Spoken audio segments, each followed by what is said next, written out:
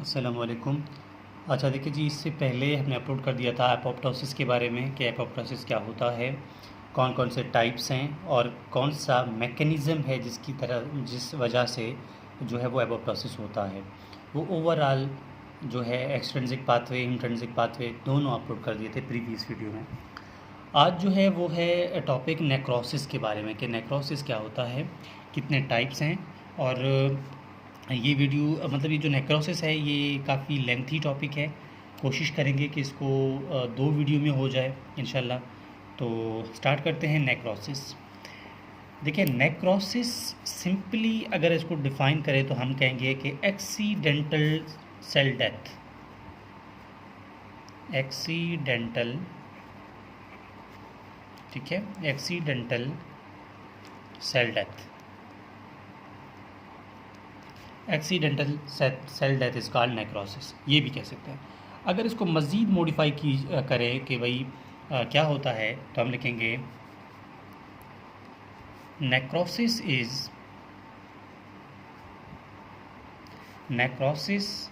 Localised area of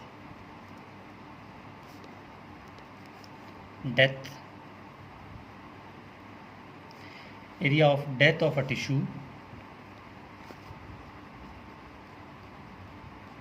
ठीक है। Necrosis is localised area of death of a tissue which is letter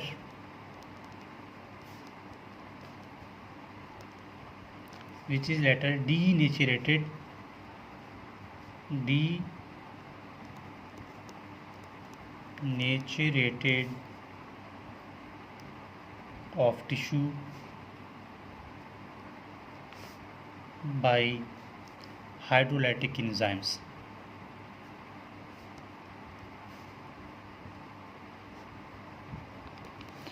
इसका मतलब ये है कि ये कह रहा है कि नेक्रोसिस इज़ लोकलाइज्ड, ठीक है। Necrosis is localized area of tissue of a death area of death of a tissue which is later denaturated of tissue by hydrolytic enzymes।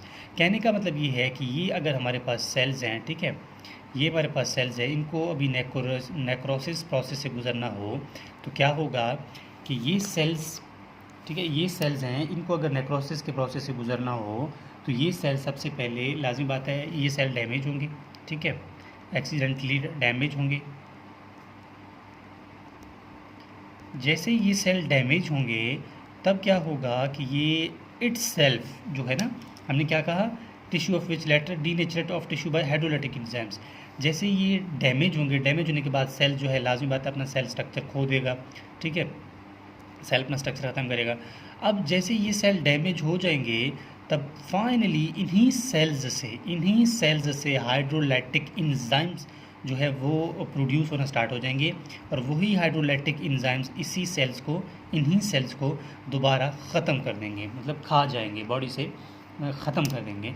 तब इन्हीं का नाम क्या है, नेक्रोसिस कहलाता है, ठीक है। दोबारा देखें नेक्रोसिस क्या है कि ये लोकलाइज्ड एरिया है सेल या टिश्यू की डेथ का जो कि फाइनली डीनेचर्ड होता है किससे, हाइड्रोलाइटिक एंजाइम से, ठीक है। आप ये भी लिख सकते हैं कि finally denatured by hydrolytic enzymes which is produced या which is secreted by the cell itself, ये भी कर सकते हैं। इसके अलावा काजेज़ कि भाई क्या वजह है नेक्रोसिस की, ठीक है। काजेज़ क्या है, काजेज़ में सबसे पहले केमिकल काज हो सकता है इसका, कोई भी केमिकल सेल पे, बॉडी पे या सेल पे मतलब सेल बॉडी पे आ जाए तो लाजमी बात है वो सेल की डेथ करवाएगा। कुछ फिज़िकल इंजरीज़ आ सकते हैं, ठीक है, कुछ फिज़िकल इंजरीज़ आ सकते हैं, ठीक है, कुछ फिज़िकल इंजरीज़ आ सकते हैं। कोई इन्फेक्शन हो सकता है, क्या होता है, कोई इन्फेक्शन हो सकता है। आप ये कह सकते हैं कि कोई हाइपोक्सिया हो सकता है, मतलब हाइपोक्सिया का मतलब है loss of oxygen to the tissue, ठीक है, loss of oxygen to the tissue भी हो सकता है। तब क्या होगा, सेल जो है सेल की डेथ हो जाएगी। लाजमी बात है अगर हार्ट को टिश्यू ऑक्सीजन नहीं मिलेगा तो सेल मायोकार्डियल और जो मसल्स हैं वो डैमेज होना स्टार्ट हो जाएंगे, ठीक है। और एक पॉइंट ये आ जाता है इसमें कि नेक्रोसिस जो है, नेक्रोसिस इज़ इरिवर्सिबल, इरिवर्सिबल मतलब ये है कि जब नेक्रोसिस हो जाए सेल में नेक्रोसिस हो जाए, सेल डैमेज होना स्टार्ट हो जाए, तब क्या होगा, सेल को आप ट्रीटमेंट देकर ठीक नहीं कर सकते। मतलब कोई भी ऐसा सेल जो है जिसकी डेथ हो गई है, ठीक है, नेक्रोसिस का मतलब यही है ना, टिश्यू की डेथ हो जाए, आप उसको दोबारा ट्रीटमेंट देकर ठीक नहीं कर सकते हैं। नेक्रोसिस इज़ इरिवर्सिबल, इस बात को याद रखना है आपने, ठीक है, कोई भी ट्रीटमेंट से ठीक नहीं हो सकता है। अब इसके बाद आती है टाइप्स। नेक्रोसिस के टाइप्स कौन कौन से हैं? देखिए, नेक्रोसिस की जो टाइप्स हैं वो मेन जो टाइप हैं वो दो है, मेन टाइप, लेकिन इसको फिर भी हम 5 टाइप की क्लासिफिकेशन करते हैं, लेकिन फिर कहूँगा कि मेन टाइप 2 है, उनको आपने फोकस करना है। सबसे पहला जो है वो कोगुलेटिव नेक्रोसिस, सेकंड जो है liquefaction necrosis,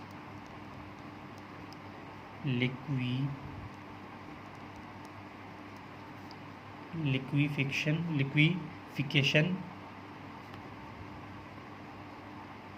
necrosis.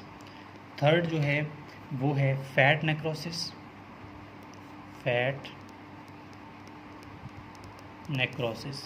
Fourth Cassius necrosis.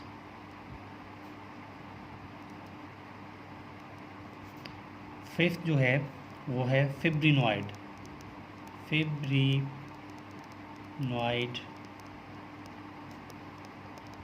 Necrosis, ठीक है। कोगुलेटिव नेक्रोसिस, लिक्विफिकेशन नेक्रोसिस और लिक्विफैक्शन है इस वर्ड, ये वर्ड मैंने गलत लिखा, लिक्विफिक्शन नहीं है, लिक्विफैक्शन है, FA है, ठीक है।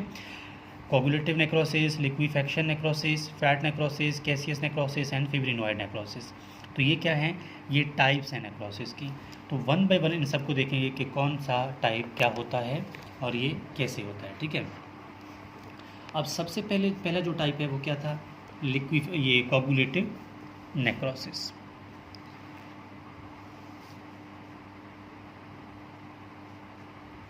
Coagulative necrosis,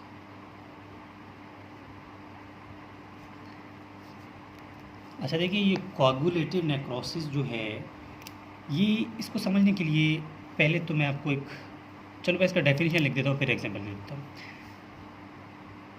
coagulative necrosis is type of necrosis in which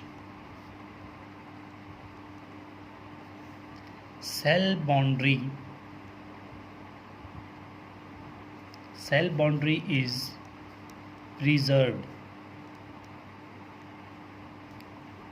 but cell details are lost। समझ आ गया होगा आपको कि टाइप ऑफ नेक्रोसिस है जिसमें क्या होता है, सेल बाउंड्री जो प्रिजर्व होता है लेकिन सेल की जो डिटेल होती है वो जो है ख़त्म हो जाता है। कैसे, अब वो देखिए मिसाल के तौर पर ये हमारे पास सेल है, ठीक है, लाजमी बात है सेल के अंदर न्यूक्लियस भी होता है, ठीक है, सेल है, सेल के अंदर न्यूक्लियस भी होता है।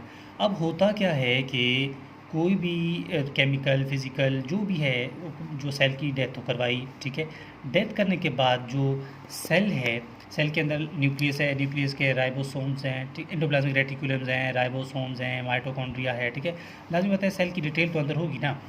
वो क्या, अब क्या होता है, नेक्रोसिस के बाद सेल का जो बाउंड्री है ना, यानी सेल मेम्ब्रेन जो है ना, सेल का बाउंड्री, वो तो उसी तरह प्रिजर्व्ड है, मतलब उसको कोई डैमेज नहीं हुआ, लेकिन सेल की जो डिटेल है वो डैमेज है, सेल की जो अंदर जो डिटेल है ना वो सारा डैमेज हो चुका होता है। तो इस कंडीशन का बोलते हैं, इसको हम कोगुलेटिव नेक्रोसिस बोलते हैं। कोगुलेटिव का मतलब ही यही है, आप अगर कोगुल वर्ड पे डिपेंड करें ना, कोगुलेटिव मतलब कोगुलेट करना, जमा हो जाना, सुखड़ जाना। एग्जाम्पल इसको और डीपली दे दे तो आपने एग देखा होगा ना, अंडा, जब आप एग अगर उसको तोड़ते हैं, जब उसको पकाने के बाद पहले से ही तोड़ते हैं तो उसमें वाइटिश होता है, एक जो है वो येलोइश होता है, जो वाइटिश एरिया होता है वही तो प्रोटीन होता है ना। अब उस प्रोटीन जो पहले अगर उसको आप जो है उधर रखेंगे, उसकी स्ट्रक्चर डिनेचर्ड करेंगे, पहले तो उसका मतलब एग आप बाज़ार से लाए हैं तो भाई वो सिंपल है, ठीक है, उसके जो बाउंड्री है या फिर कंटेंट है, डिटेल है, वो उसी तरह है। जब उसको आग में आप डाल देते हैं तो जो शेल है ना ऊपर वाला, वो तो प्रिजर्व्ड है, स्ट्रक्चर तो प्रिजर्व्ड है, लेकिन अंदर का जो एरिया है ना, अंदर की जो मटेरियल है ना, डिटेल्स है ना, वो सुखड़ जाता है। जो अंदर की सफ़ेदी है ना, वो सुखड़ जाता है, वो क्या होता है, कोगुलेट हो जाता है। सेम वही एग्जांपल है कि जो सेल डिटेल है यानी ऊपर वाला शेल है वो बराबर है, लेकिन जो अंदर की डिटेल है ना वो कोगुलेट कर जाता है, तो that is called coagulative necrosis. अंडे की जस्ट एग्जांपल दी है, लेकिन समझना ये है कि कोगुलेटिव नेक्रोसिस इसी तरह होता है। अब कौन कौन से ऑर्गन्स होते हैं, ठीक है, जो कि कोगुलेटिव नेक्रोसिस में चले जाते हैं। सबसे मेन एग्जांपल जो है वो हार्ट का है, heart, secondly kidney and spleen. ये जो है ना, ये कोगुलेटिव नेक्रोसिस में चले जाते हैं। हार्ट, किडनी एंड स्प्लीन जो हैं ये कोगुलेटिव नेक्रोसिस में जाते हैं। अब इसकी और एक एग्जांपल देख लें कि ये हमारे पास मिसाल मसल्स के सेल हैं, ठीक है, ये हमारे पास स्मूथ मसल्स हैं, ठीक है, ये हमारे पास स्मूथ मसल्स हैं। मैं लिख देता हूँ ये क्या है, स्मूथ मसल्स। अब जैसे ही इन स्मूथ मसल्स पे नेक्रोसिस होगा, ठीक है, नेक्रोसिस होगा, तो अब ये स्मूथ मसल्स इस शेप में आ जाएंगे। मतलब क्या कि सेल की जो स्ट्रक्चर है ऊपर वाली सेम है, लेकिन न्यूक्लियस जो बाकी चीज़ें हैं ना वो ख़त्म हो चुकी होती हैं। दैट इज़ कॉल्ड क्या, नेक्रोसिस। कौन सी necrosis, coagulative necrosis. Coagulative necrosis में क्या होता है, कोगुलेटिव नेक्रोसिस में वो ये होता है कि जो सेल की जो बाउंड्री है वो प्रिजर्व रहती है, लेकिन जो सेल का डिटेल है वो सारा ख़त्म हो चुका होता है। दैट इज़ कॉल्ड जो है वो कोगुलेटिव नेक्रोसिस है। अब पार्ट सेकंड, पार्ट वन तो कोगुलेटिव नेक्रोसिस था, पार्ट टू यानी कि दूसरा टाइप वो क्या होता है, उसका हमने कहा था कि ये लिक्विफिकेशन होता है, लिक्विफैक्शन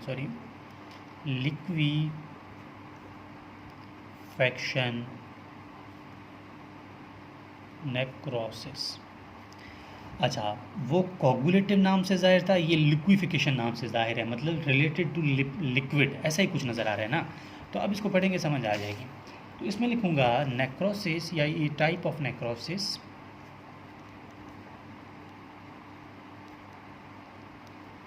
इन विच, देखें उस पर क्या हुआ था, सेल स्ट्रक्चर प्रिजर्व था, डिटेल डैमेज था। इस पर क्या होता है, in which both cell boundary and cellular details are lost। मतलब ये है, इस टाइप में क्या होता है कि सेल के पूरा सेल जो है वो डैमेज हो जाता है, ठीक है, पूरा सेल डैमेज हो जाता है, मेम्ब्रेन भी डैमेज हो जाता है, सेल की कंटेंट जो है वो भी डैमेज हो जाता है।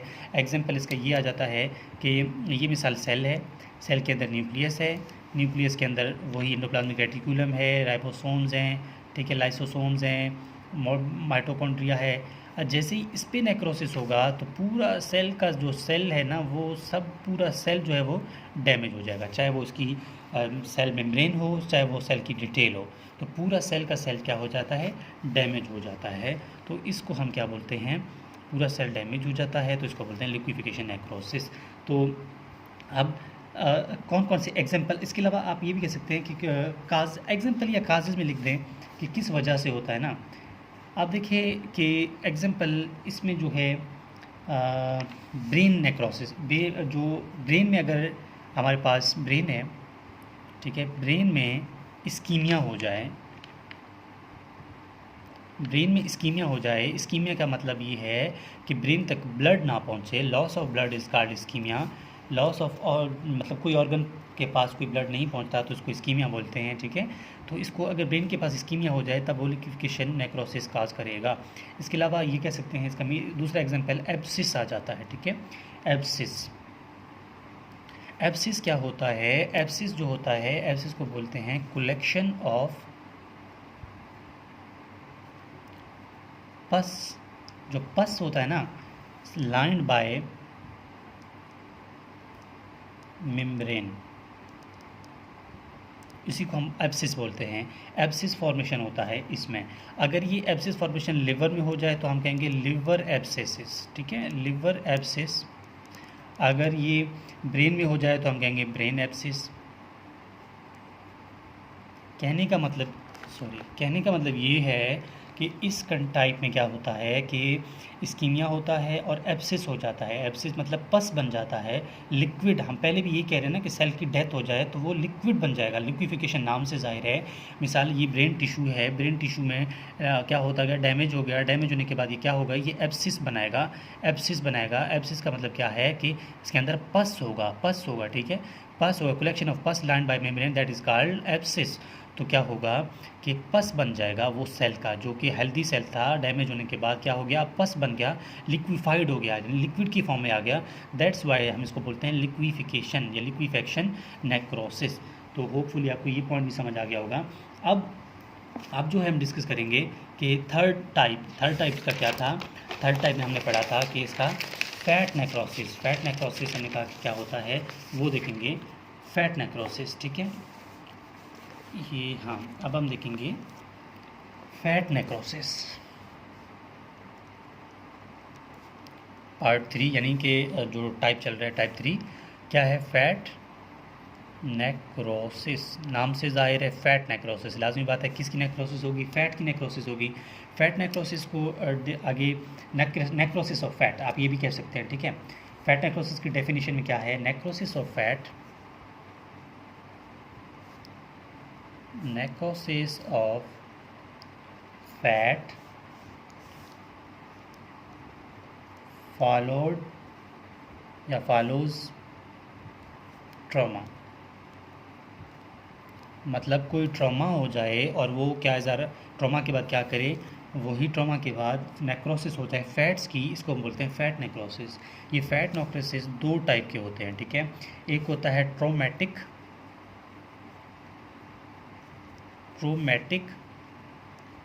फैट नेक्रोसिस, सेकंड होता है इंजाइमेटिक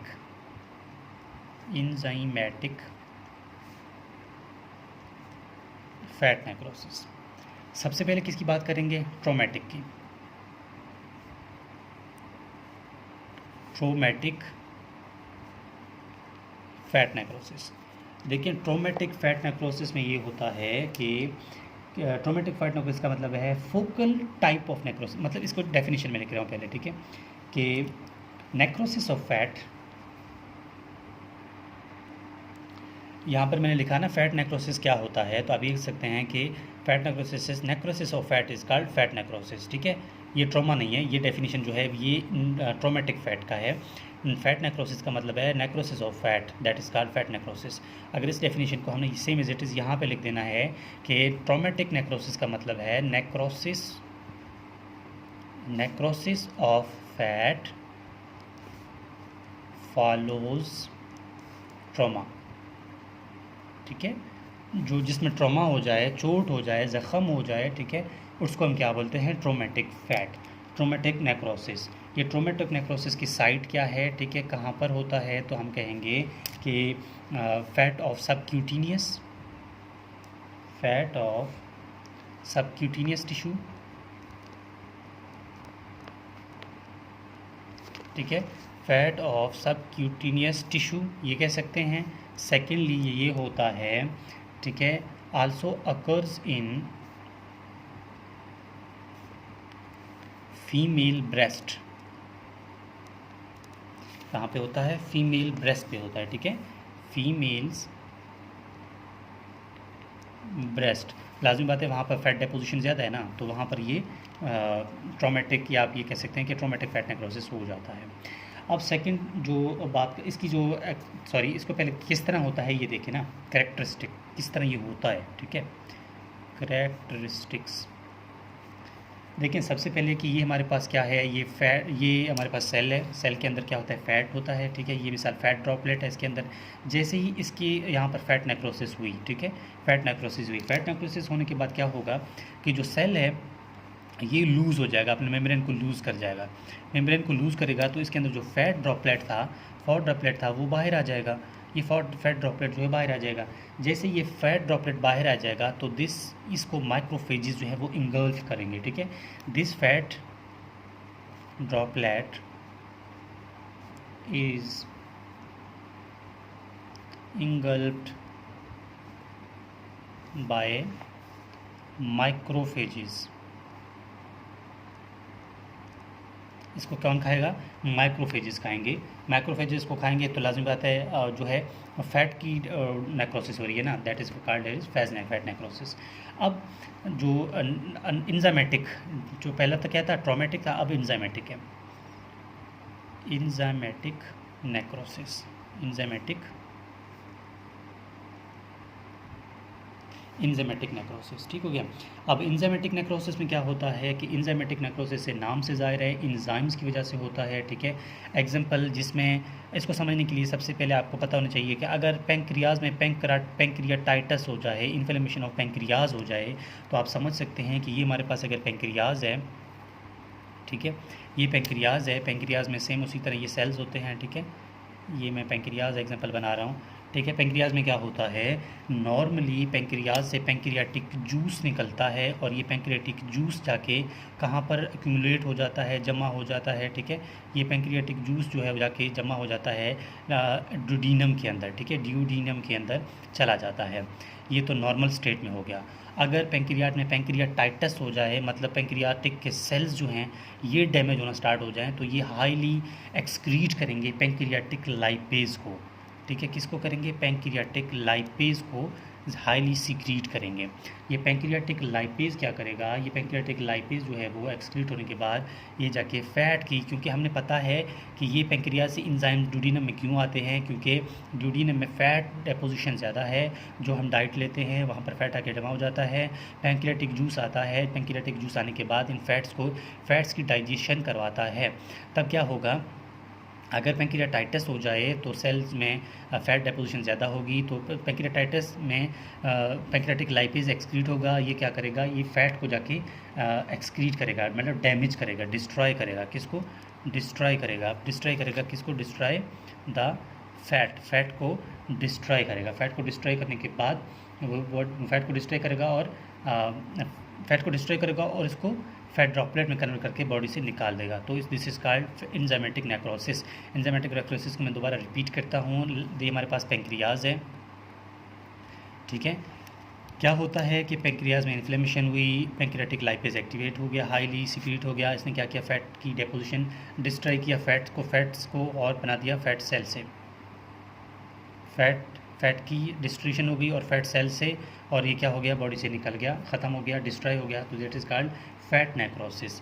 फैट नेक्रोसिस के बाद जो है ये हो गए हमारे पास 3 टाइप्स, टोटल 5 टाइप्स है। ये नेक्स्ट पार्ट में हम कर लेंगे बाकी 2 टाइप्स। जो पार्ट 2 आएगा इस पर हम देखेंगे कि नेक्रोसिस में चले यहीं पर कर लेते हैं, इतना वीडियो ज़्यादा लंबा नहीं हुआ, तो चलो नेक्स्ट पार्ट में कर लेते हैं कि जो नेक्रोसिस के आगे जो टाइप्स हैं ना, बाकी 2 वो हम नेक्स्ट पार्ट में डिफाइन कर लेते हैं।